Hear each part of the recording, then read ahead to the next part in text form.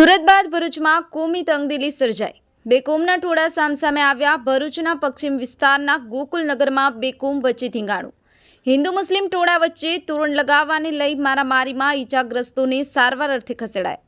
ઘટનાના સીસીટીવી પોલીસે ચેક કરી હુમલો કરનારાઓને ઘરમાંથી શોધી કાઢી અને ડિટેઇન કર્યા। બંને ટોળા વચ્ચે મારામારીમાં દેખાતા હુમલાખોરોને અટકાયતનો વીડિયોના આધારે કરાઈ। ભરૂચ એસપી મયુરસિંહ ચાવડા, પીઆઈનો પીએસઆઈનો પોલીસ કાફલા સાથે કલાકો સુધી પોલીસે કોમ્બિંગ કર્યું। ભરૂચ શહેરના તમામ પોલીસ મથકોના ઇન્સ્પેક્ટરો, પીએસઆઈઓ, પોલીસ કાફલો, ડી-સ્ટાફ સહિતનો કાફલો ઘટના સ્થળે ખડકી દીધો।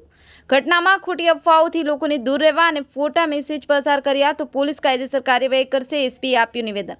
ભરૂચ એસપી મયુર ચાવડાની ઉપસ્થિતિમાં જ ઘટના સ્થળ ઉપર લોકોને વિડીયોમાં દેખાતા દબોચી લેવાયા।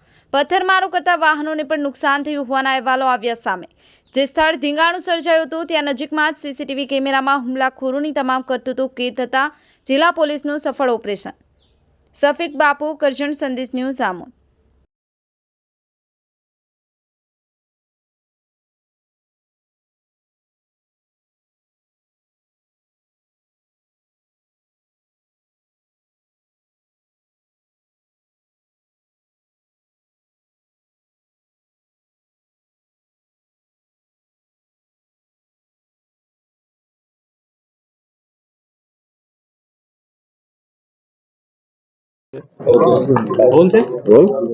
ભરૂચ શહેર બી ડિવિઝનમાં અત્યારે સાંજના લગભગ 10:30-11 વાગ્યાની આસપાસ એક મેસેજ મળ્યો પોલીસ કંટ્રોલ રૂમમાં કે બે ટોળા ભેગા થઈ ગયા છે, બે કોમના અલગ અલગ જગ્યાએ।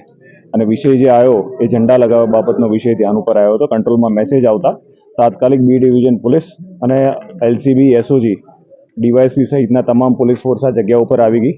આ જગ્યા ઉપર પહેલા ટોળાને વિખેરવામાં આવ્યા। હાલ શાંતિ છે। અહીંયા ગુનો દાખલ કરવાની પ્રક્રિયા ચાલુ છે।